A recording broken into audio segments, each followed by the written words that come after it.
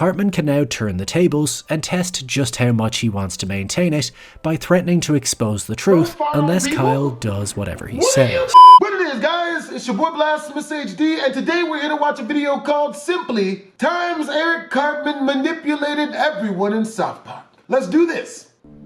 Gas himself some employment.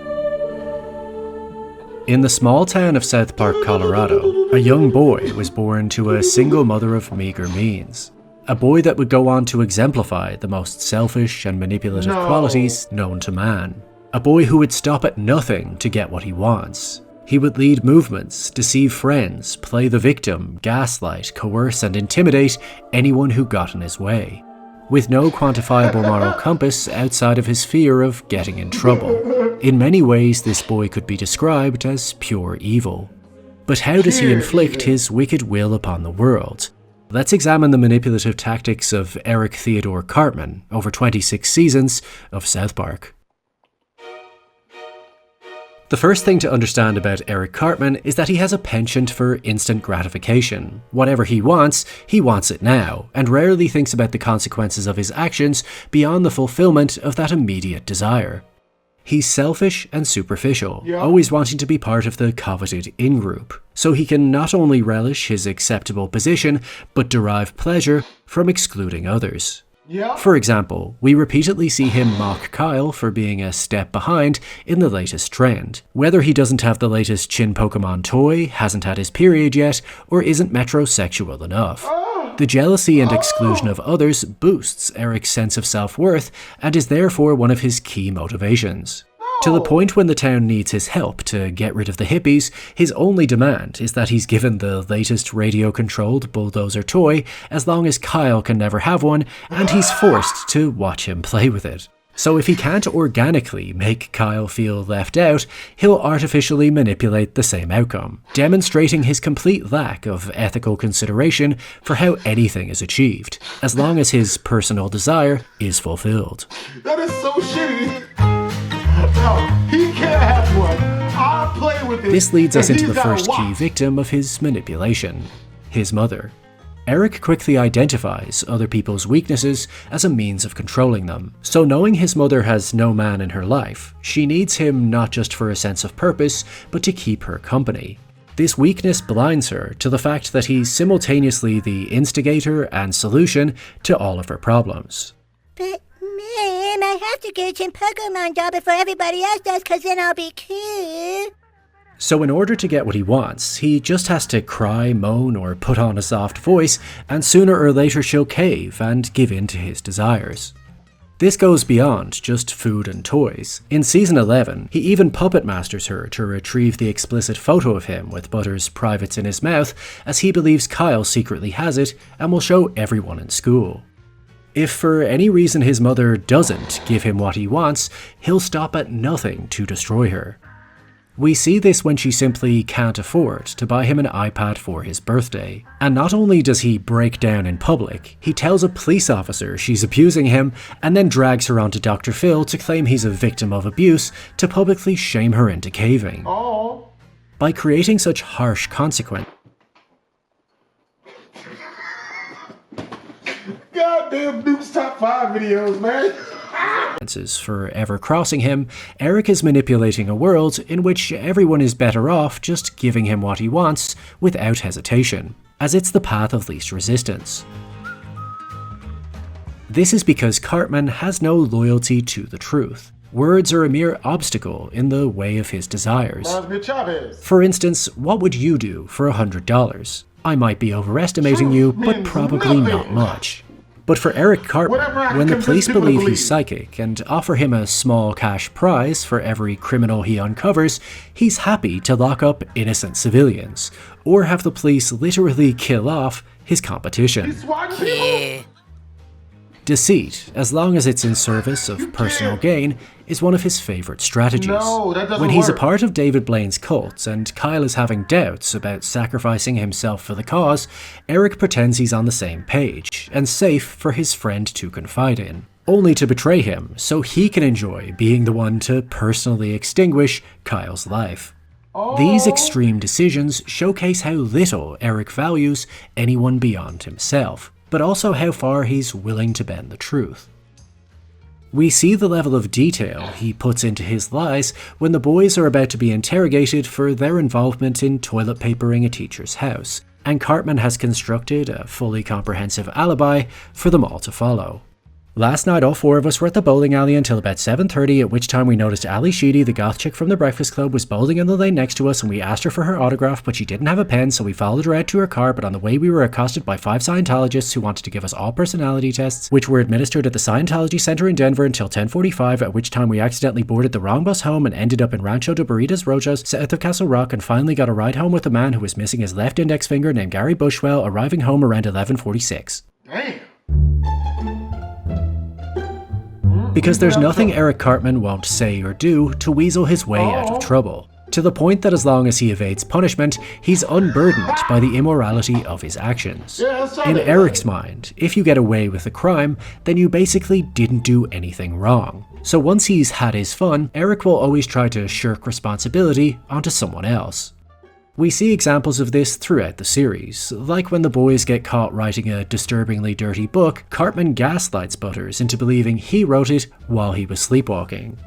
Or when they accidentally support a baby-murdering serial killer as a way to draw attention to their cause of stopping directors from re-releasing their movies with updated special effects. Once confronted on the immorality of their support, Cartman instantly makes Tweak their official spokesperson, so his name is attached to the bad parts of the movement rather than him.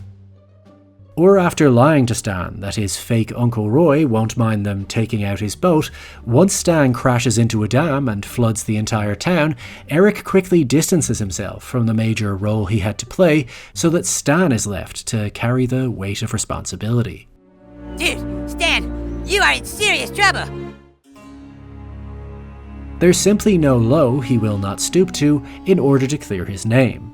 The best example of this is after being the obvious ringleader in toilet papering their teacher's house and spending the entire episode intimidating Kyle out of confessing so they can receive a lesser sentence, once the other boys all decide to turn themselves in because it's the right thing to do, Cartman manipulatively slides in before them to take the credit for the confession so that he's let off the hook and they're left behind to be punished.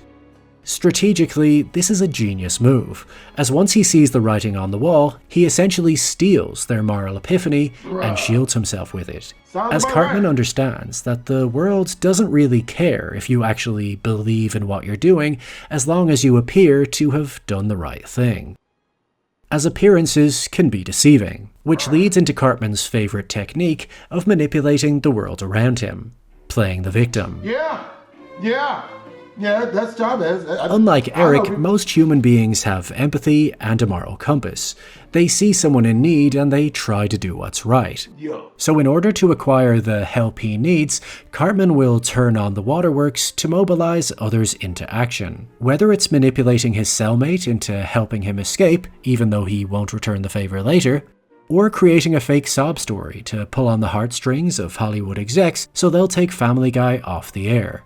If for whatever reason someone won't give him what he wants, Eric will then turn the tables on his opponent and cry the wolf whistle of discrimination, despite the fact that he actively gets off on discriminating others whenever he gets the chance. Dude, tolerance kicks ass!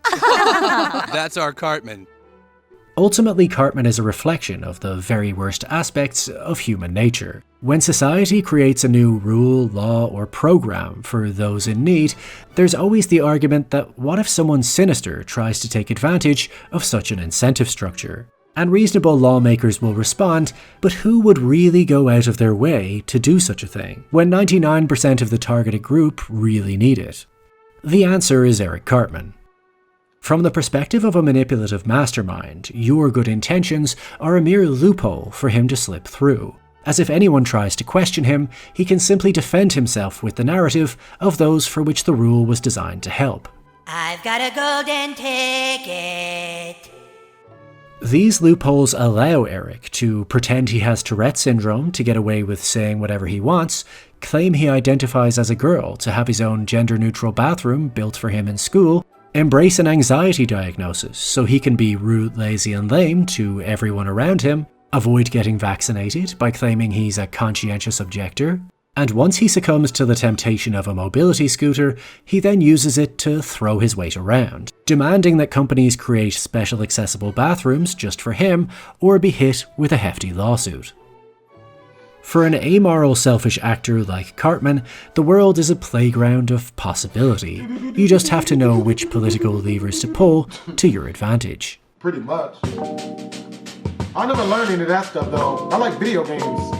Eric is always willing to make himself the face of a movement, even if he only discovered it 5 seconds ago and has never really been the victim of anything. He operates exclusively out of ego. It's always all about him, and everyone else is just a casualty along the way. For instance, in Season 9, he begins a hate movement against gingers, claiming they have no soul. Then once Kyle and Stan trick him by making him ginger, he then becomes the leader of another movement, to kill all non-gingers as revenge for how badly they've mistreated him over the last few days.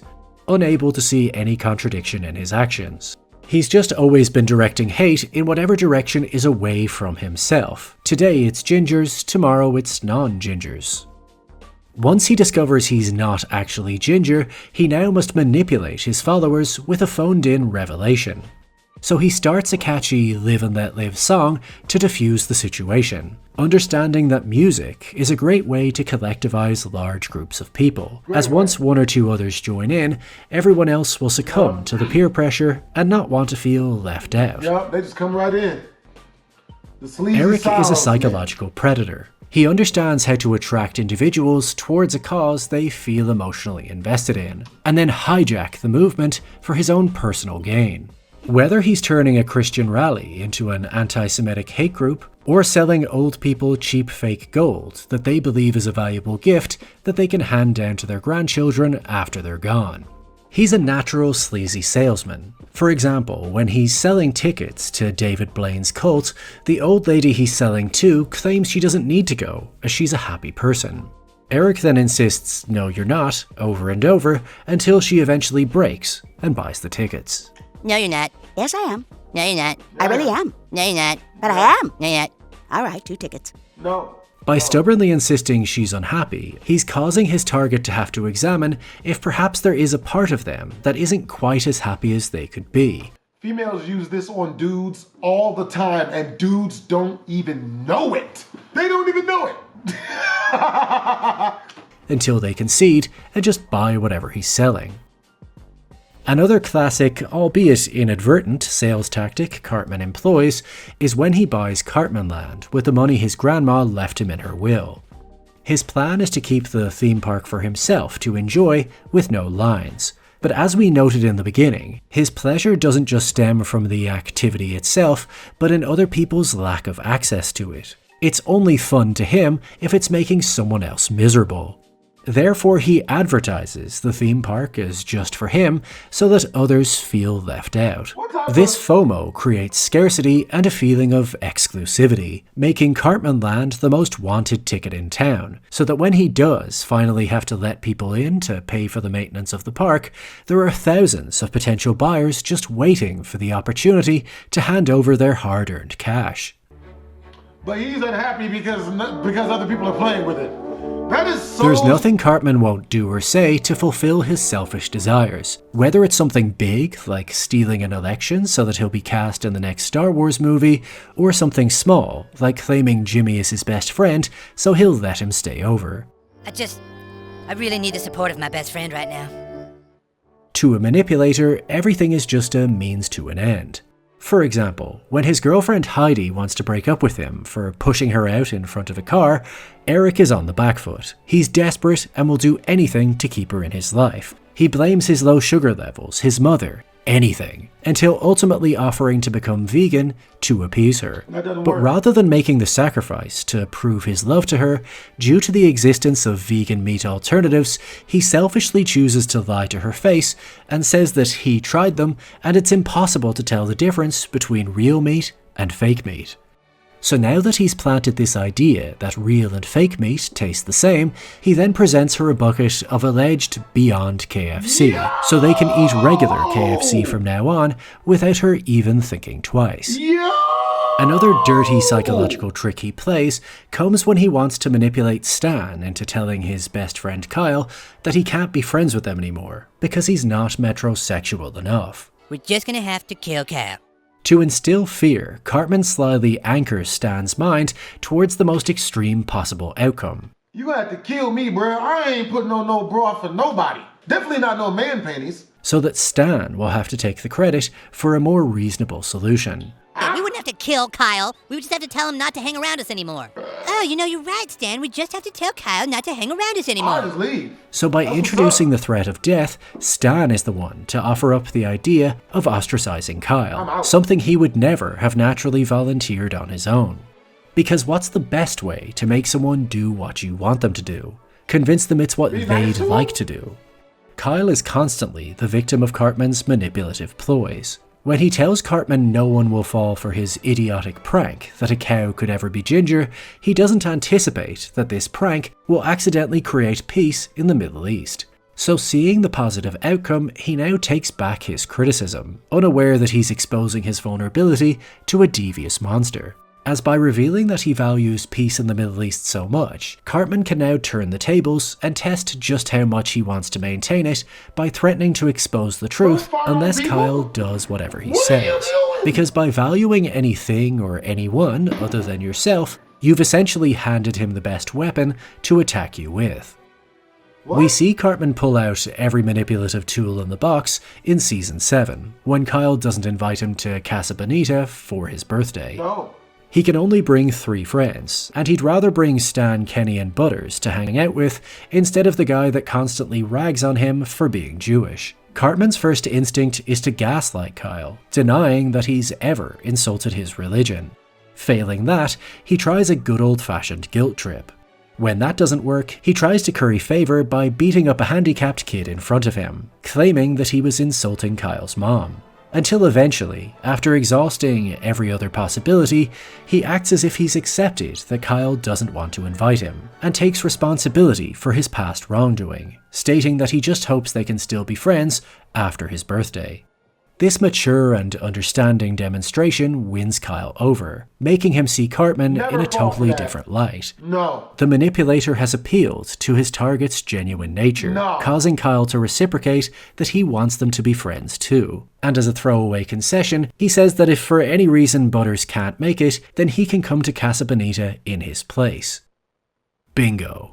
This serves as a red rag to a bull. He tried every angle, but finally, he's found his entry point. Which leads us into his most naive and susceptible victim, Butters. Oh, dang. There's no one easier to manipulate than someone who always wants to see the best in everyone. And Butters is an eternal optimist. He has no ill will in his heart, so can't conceive of how anyone else might have bad intentions for him. Whereas Eric views Butters as his little plaything, someone he can easily control and use to his own ends. If he wants to uncover his deepest secrets, he'll dress up as his new robot best friend to lure him into a false sense of security. If he wants to mess with him while he's asleep, he'll invite him for a sleepover and offer him cold medicine right away so he can fall asleep even faster. When he needs help exposing Mysterion's true identity, he enlists the help of Butters to be the face of the plot, only to turn on him at the last second so he can take the full credit for saving the day. And when he wants a new home with cool slides and lots of toys, he worms his way into Butters' part-time job, doesn't do any work, and manipulates him into becoming the sole investor of his new business. So now Butters is on the hook for all of the company's extravagant costs. Pretty much. Everyone needs a friend like Butters, but not everyone deserves one. Which is why the worst thing that Cartman has ever done to Butters can only be described as the most psychopathic, heartless, and profound degree of gaslighting ever portrayed on television. And all Might be the price Cartman charges Butters to kiss him. Don't do that, you won't have to pay no price. I charge $40. Also, he can have just one day For the cheap. at Casa Bonita. Just a cheap. Was it worth it? Totally.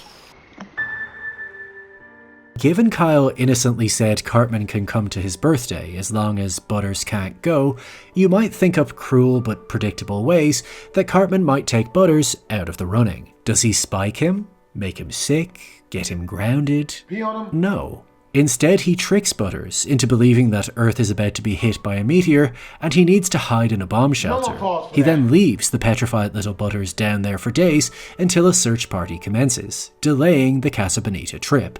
Not wanting to take responsibility for what he's done, Eric returns to claim that Butters can't come out until the radiation clears, letting him believe that most people, including his parents, have been incinerated.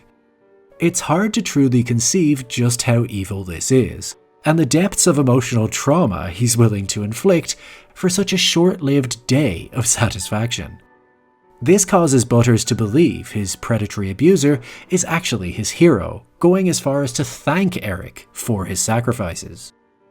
Realizing the search party are going to start checking bomb shelters, he returns to his victim. But rather than releasing him, instead he now claims that Earth is plagued with dangerous flesh-eating cannibals, so Butters will need to put a bag over his head, as Eric describes the horrifying imagery around him, until ultimately leading him to an abandoned gas station where he locks him inside a refrigerator and breaks off the handle, with no consideration for Butters' food, water, or oxygen supply. Somehow, his sole priority is still just going to Casa Bonita, riding the rides, and not getting into trouble. But if that's how far this toxic manipulator is willing to go when he holds no animosity towards his victims, what lengths would he go to for revenge? Well, as we saw earlier, despite verbally abusing everyone around him, Cartman cannot stand being the butt of a joke. Like any narcissist, he has a notoriously fragile ego. So when he gets diagnosed with HIV, and Kyle can't help but find the karma of it all funny, Cartman exacts his revenge by injecting Kyle with his blood while he's asleep. He then callously points out that Kyle doesn't find it so funny anymore now that he's infected. Despite the fact that if Kyle had been diagnosed first, he would have laughed in his face too, just like he used to do to gingers before becoming one himself. He was a ginger? But the ultimate act of revenge, his most infamous crime, is the manipulation of Scott Tenorman. After foolishly buying Scott's pubic hair for $16.12 because he believed it would mean he could brag about hitting puberty to his friends, Cartman finds himself consistently outmaneuvered. And rather than conceding defeat to an older bully, he chooses a different path. A path so dark that no one could have seen it coming. Rather than trying to beat Scott in a state of reactivity, he realized he would have to think 2 steps ahead of everyone, predicting who would betray him and when, and what Scott would do to avoid ever putting himself at risk. So Eric pitches a plan to his friends to make a pony bite Scott's wiener off, trusting that they'll betray him and warn Scott about his ridiculous strategy. This lures Scott into a false sense of security, and he begins his own manipulative plan. He tells his parents that there's an abandoned pony on Mr. Denkin's land, so they'll bring it to a shelter on his behalf, instantly eliminating any threat to him. This allows Scott to focus on enacting his own revenge. So Cartman uses Scott's greatest strength against him, and because he knows that Scott always looks down on him and feels smarter than him, he never sees it coming. That knowing Mr. Denkins shoots trespassers on sight, Cartman could ground up Scott's parents' bodies overnight, cook them into chili, and feed them to him in front of the entire town. As who would see that coming? But while Scott is focused on the devastating shock and grief of losing his parents, Cartman is too busy licking up his enemy's deliciously salty tears to care. And he did all of this over $16.12. Because to an amoral psychopath like Eric Cartman, there's no such thing as a disproportionate response. You either crossed him or you didn't. You either enabled his desires or made yourself an obstacle in his path. As one way or the other, he will get what he wants. It's just your choice whether you want to be a victim or an accomplice. There is no low he will not stoop to, no line he will not cross. He doesn't think about other people's feelings, he doesn't abide by any moral code, and he never displays anything even resembling remorse unless he gets into trouble. And all of this and more is what makes Eric Theodore Cartman one of the most selfish, manipulative, evil characters ever portrayed on television. Damn. That was a really good analytical video. Comment down below if you know somebody who is like Eric Cartman. Make sure to comment, like, and/or subscribe. Twizzles.